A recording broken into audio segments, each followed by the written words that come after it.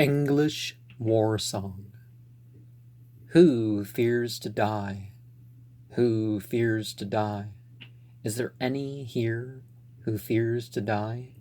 He shall find what he fears, and none shall grieve for the man who fears to die. But the withering scorn of the many shall cleave to the man who fears to die. Shout for England, ho for England, George for England, merry England, England for aye. The hollow at heart shall crouch forlorn, he shall eat the bread of common scorn, it shall be steeped in the salt tear. Far better, he never were born, than to shame merry England here. Shout for England, and so on. There standeth our ancient enemy.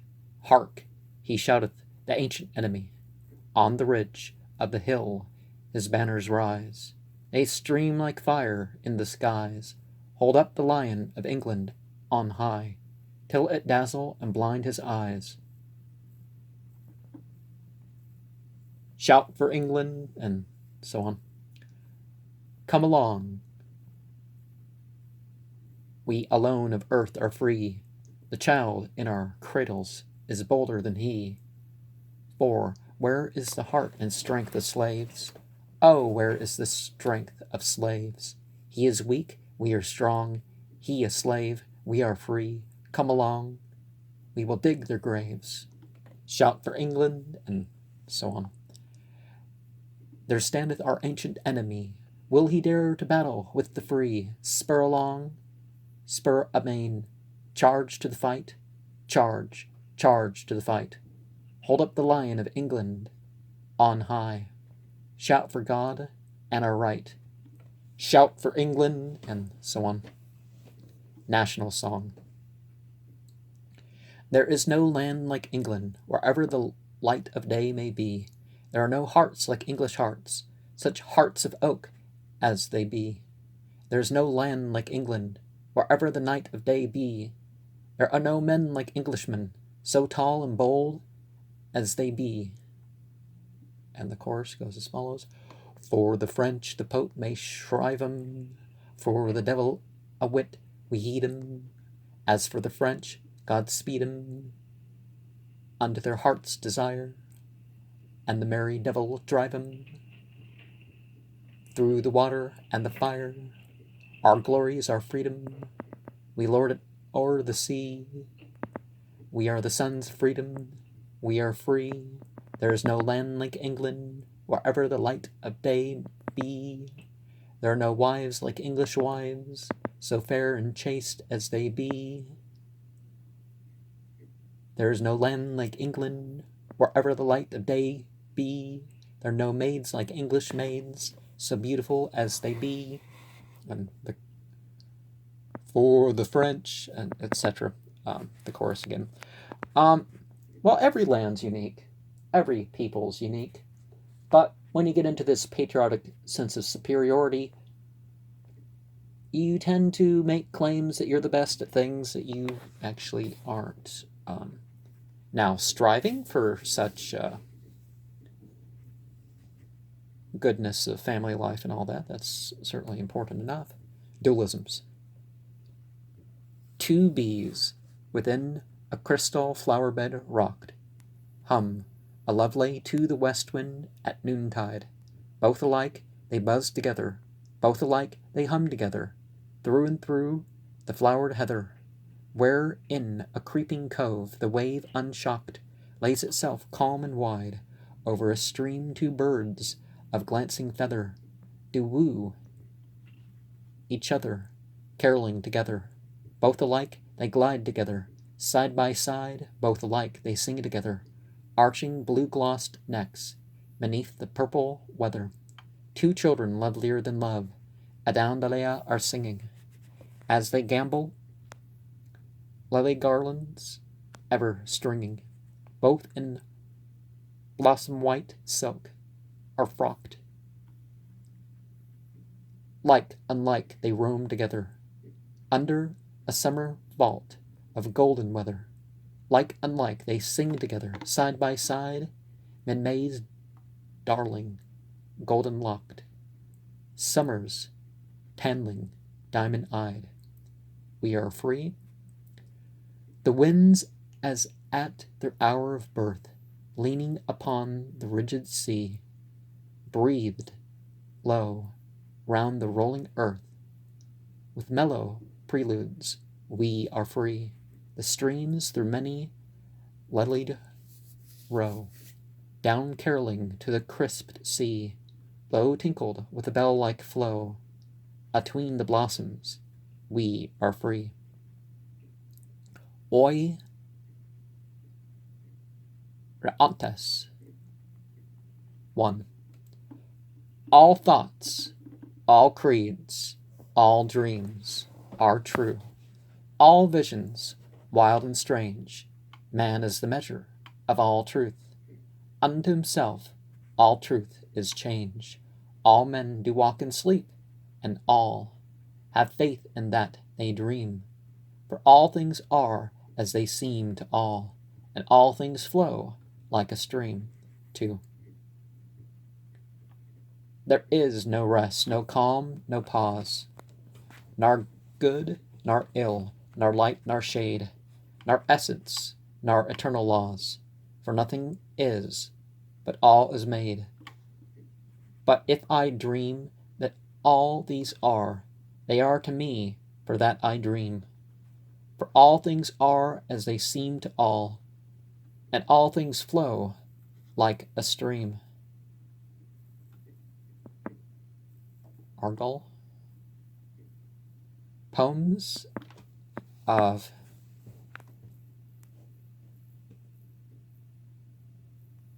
(1833). Mine be the strength of spirit.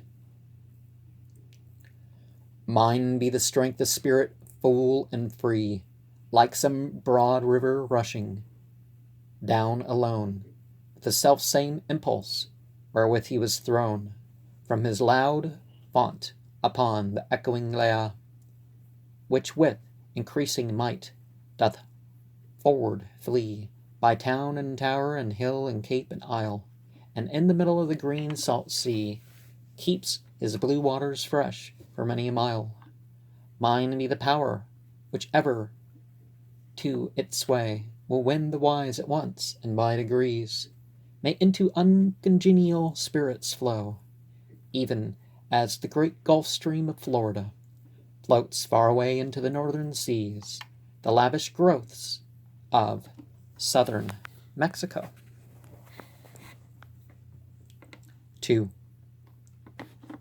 My life is full of weary days, but good things have not kept aloof, nor wandered into other ways. I have not lacked thy mild reproof, nor golden largesse of thy praise.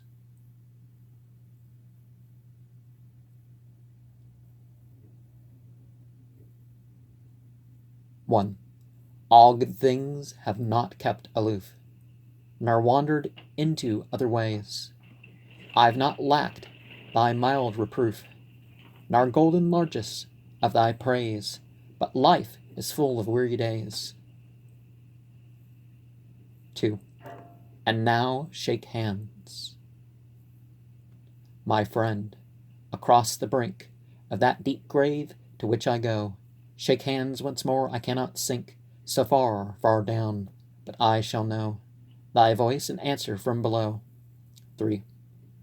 When in the darkness over me the four-handed mole shall scrape, plant thou no dusky cypress tree, nor wreath thy cap with the doleful crape, but pledge me in the following grape.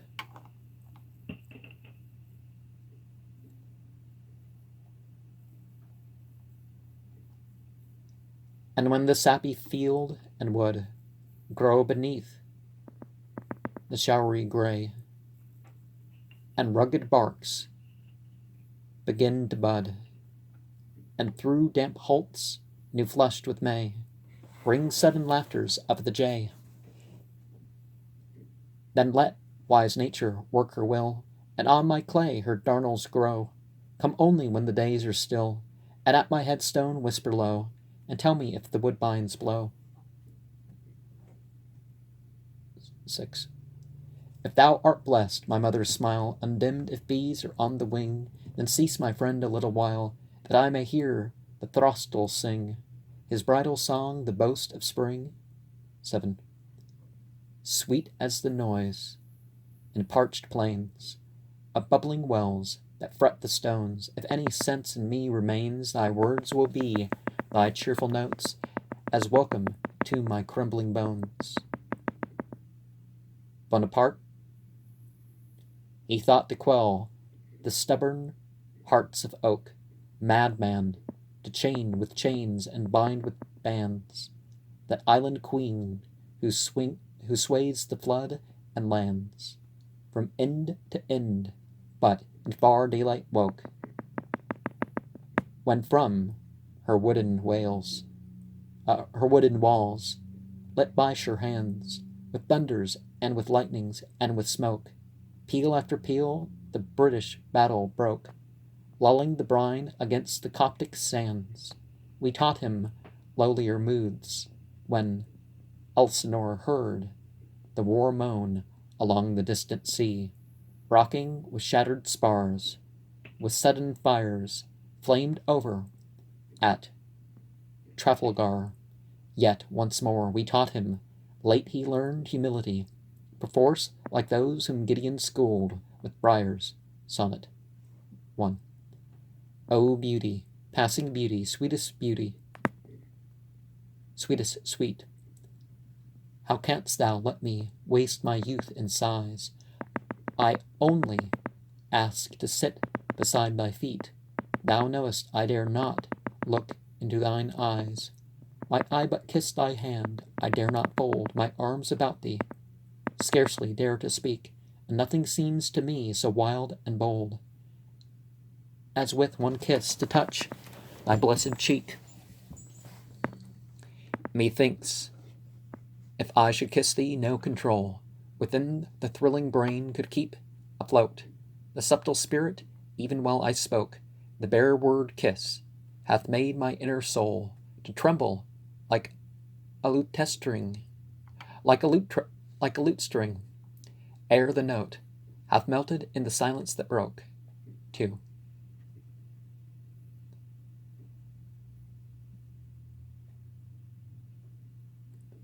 If I were loved, but were I loved, as I desire to be, what is there in the great sphere of the earth, and range of evil between death and birth, that I should fear? If I were loved by thee, all the inner, all the outer world of pain, clear love would pierce and cleave, if thou wert mine. As I have heard that somewhere in the main, fresh water springs come up through bitter brine. Toward joy, not fear, clasped hand in hand with thee, to wait for death, mute, careless of all ills, apart upon a mountain, though the surge of some new deluge from 1,000 hills flung leagues of roaring foam into the gorge. Below us, as far on as eye could see, the Hesperides, Hesperus and his daughters 3, that sing about the golden tree. Cometh the north wind fallen in the new-starred night, Zidonian Hanno, voyaging beyond the hoary promontory of Solo, past Thamiaterion, in calmed bays, between the southern and the western horn, heard neither warbling of the nightingale nor melody, oh, the Libyan lotus flute, blown seaward from the shore, but from a slope that ran bloom bright into the Atlantic blue, beneath a highland, leaning down a weight of cliffs and zone below with cedar shade, came voices like the voices in a dream, continuous till he reached the other sea. Song. The golden apple, the hollow fruit, guard it well, guard it warily, singing airily, standing about the charmed root. Round about all is mute, as the snowfield on the mountain peaks, as the sandfield at the mountain foot. Crocodiles in briny creeks sleep and stir not, all is mute. If ye sing not, if ye make false measure, we shall lose eternal pleasure. Worth, eternal want of rest, laugh not loudly, watch the treasure of the wisdom of the West. In a corner, wisdom whispers, 5 and 3. Let it not be preached abroad, make an awful mystery. For the blossom unto threefold music bloweth, evermore it is born anew, and the sap to threefold music floweth, from the root drawn in the dark, up to the fruit, creeping under the fragrant bark. Liquid gold, honey sweet through and through, keen-eyed sisters, singing airily, looking warily every way. Guard the apple, night and day, lest one from the east come and take it away. 2. Father Hesper, watch, watch, ever and aye, looking under silver hair with a silver eye. Father Twinkle, not thy steadfast sight. Kingdoms lapse, and climates change, and races die. Honor comes with mystery, hoarded wisdom brings delight. Number, tell them over, and number how many the mystic fruit tree holds, lest the red-combed dragon slumber, rolled together in purple folds. Look to him, Father, lest he wink, and the golden apple be stolen away. For his ancient heart is drunk with overwatchings, night and day, round about the hollowed fruit tree curled. Sing away, sing aloud, evermore in the wind without stop, lest his scaled eyelid drop, for he is older than the world. If he waken, we waken, rapidly leveling eager eyes. If he sleep, we sleep, dropping the eyelid over the eyes. If the golden apple be taken, the world will be overwise. 5 links, a golden chain are we, Hesper the dragon, and sisters 3, bound about the golden tree. 3. Father Hesper, watch, watch, night and day, lest the old wound of the world be healed, the glory unsealed, the golden apple stolen away, and the ancient secret revealed. Look from west to east along, Father. Old Himalaya weakens. Caucasus is bold and strong. Wandering waters unto watering waters call. Let them clash together, foam and fall. Out of watchings, out of wiles, comes the bliss of secret smiles. All things are not told to all. Half round the mantling night is drawn, purple fringed with even and dawn. Hesper hateth phosphor, evening hateth morn. 4. Every flower and every fruit, the redolent breath of this warm sea wind ripeneth, arching the billow in his sleep. But the land wind wandereth, broken by the highland steep, 2 streams upon the violet deep. For the western sun and the western star, and the low west wind breathing afar, the end of day and beginning of night, make the apple holy and bright, round and full, bright and blessed, mellowed in a land of rest. Watch it warily, day and night, all good things are in the west, till mid-noon the cool east light is shut out by the round of the tall hill brow. But when the full-faced sunset yellowy stays on the flowering arch of the bough. The luscious fruitage clustereth mellowly, golden kernelled, golden cored, sunset ripened, above on the tree. The world is wasted with fire and sword, but the apple of gold hangs over the sea. 5 links, a golden chain, are we, Hesper the dragon, and sisters 3, daughters 3, bound about, all round about, the gnarled bole of the charmed tree, the golden apple, the hollowed fruit. Guard it well, guard it warily, watch it warily, singing airily, standing about the charmed root. And earlier in the Celt series, you may recognize where that kind of comes from. Rosalind. My Rosalind, my Rosalind, my frolic falcon with bright eyes, whose free delight from any height of rapid flight stoops at all game that wing the skies. My Rosalind, my bright-eyed, wild-eyed falcon wither, careless both of wind and weather. Whether fly ye, what game spy ye, up or down the streaming wind? 2. The quick lark's closest carolled strains, the shadow rushing up the sea, the lightning flash atween the rain, the sunlight driving down the lea, the leaping stream, the very wind that will not stay upon his way to stoop the cowslip to the plains, is not so clear and bold and free as you, my falcon Rosalind. You care not for another's pains, because you are the soul of joy. Because you are the soul of joy, bright metal, all without alloy. Life shoots and glances through your veins, and flashes off 1,000 ways, through lips and eyes in subtle rays. Your hawk eyes are keen and bright, keen with triumph, watching still, to pierce me through with pointed light, and oftentimes they flash and glitter, like sunshine on a dancing rill. And your words are seeming bitter, sharp and few, but seeming bitter, from excess of sweet delight. 3.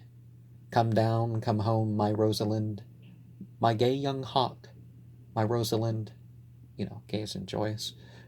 Too long you keep the upper skies, too long you roam and wheel at will, but we must hood your random eyes that care not whom they kill, and your cheek whose brilliant hue is so sparkling fresh to view. Some red heath flower in the dew, touched with sunrise, we must bind and keep you fast, my Rosalind, fast, fast, my wild-eyed Rosalind, and clip your wings and make you love. When we have lured you from above, that delight of frolic, flight by day or night from north to south, will bind you fast in silken cords and kiss away the bitter words from off your rosy mouth. My Rosalind, bold, subtle, careless Rosalind, is one of those who know no strife of inward woe or outward fear, to whom the slope and stream of life, the life before, the life behind, in the ear from far and near, chimeth musically clear. My falcon-hearted Rosalind, full sailed before a vigorous wind, is one of those who cannot weep for others' woes, but overleap all the petty shocks and fears that trouble life in early years, with a flash, a frolic scorn, and keen delight that never falls away from freshness, self-upborn, with such gladness as whenever the fresh flushing springtime calls to the flooding waters cool, young fishes on an April morn, up and down a rapid river, leap the little waterfalls that sing into the pebbled pool. My happy falcon Rosalind hath daring fancies of her own, fresh as the dawn before the day, fresh as the early sea smell blown through vineyards from an inward bay. My Rosalind, because no shadow on you falls, think you hearts are tennis balls to play with, wanton Rosalind. Song. Who can say why today, tomorrow will be yesterday? Who can tell why to smell the violet recalls the dewy prime of youth and buried time? The cause is nowhere found in rhyme. Kate. I know her by her angry air, her bright black eyes, her bright black hair. Her rapid laughter is wild and shrill as laughter of the woodpecker from the bosom of a hill. 'Tis Kate. She saith what she will. For Kate hath an unbridled tongue, clear as the twanging of a harp.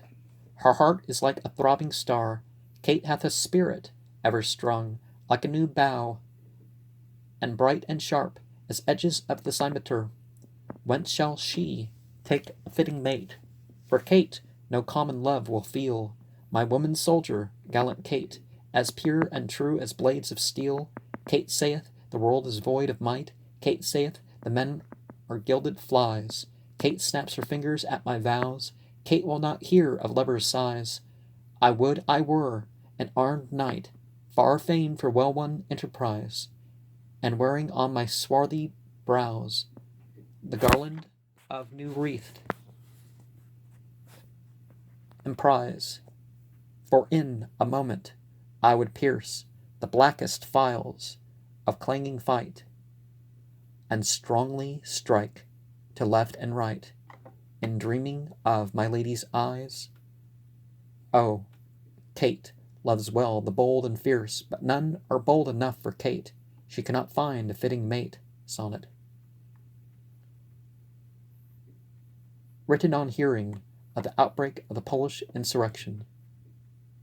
Oh, that was not right. Blow ye the trumpet, gather from afar the hosts to battle. Be not bought and sold. Arise, brave Poles, the boldest of the bold. Break through your iron shackles, fling them far. Oh, for those days past, ere the Tsar grew to this strength among his deserts cold, when even to Moscow's cupolas were rolled the growing murmurs of the Polish war. Now must your noble anger blaze out more than when from Sobieski, clan by clan, the Muslim myriads fell and fled before, than when Zamoyski smote the Tartar Khan, than earlier when on the Baltic shore Boleslas drove the Pomeranian.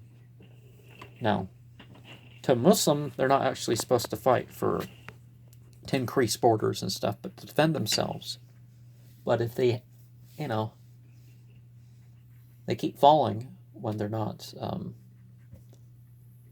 not upholding things.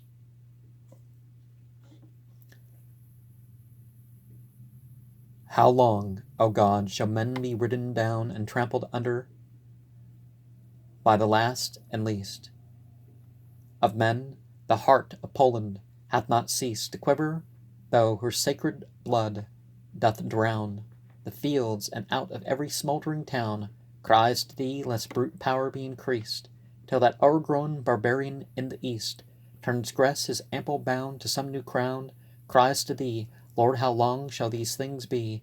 How long this icy-hearted Muscovite oppress the region? O us,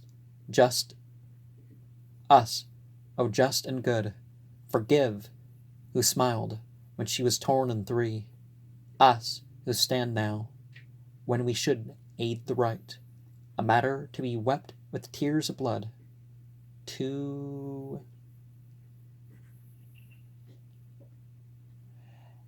and either lived in either's heart and speech, and hath was not italicized, as when with downcast eyes we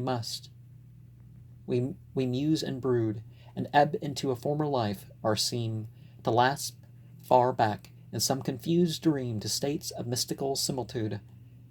If one but speaks or hems or stirs his chair, ever the wonder waxeth more and more, so that we say, all this hath been before, All this hath been, I know not when or where.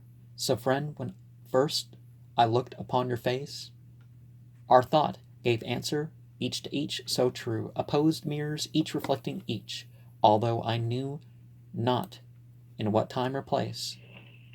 Methought that I had often met with you, and in each had lived in the other's mind and speech. Material circumstances, time, place, and other things.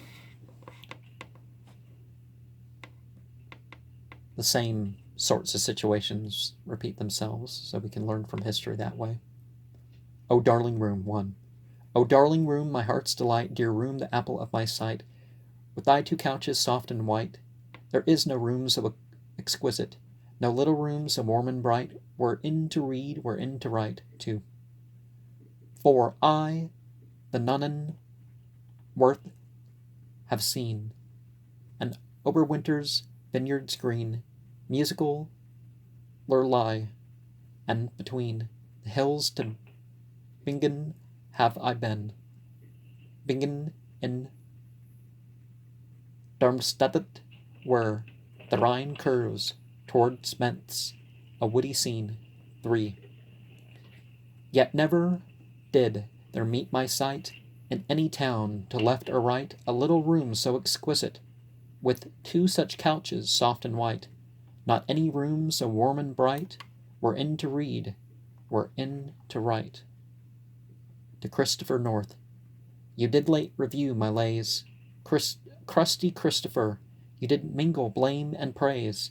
Rusty Christopher, when I learnt from whom it came, I forgave you all the blame.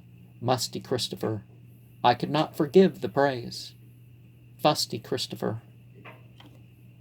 And the skipping rope and the rest of it for the next program.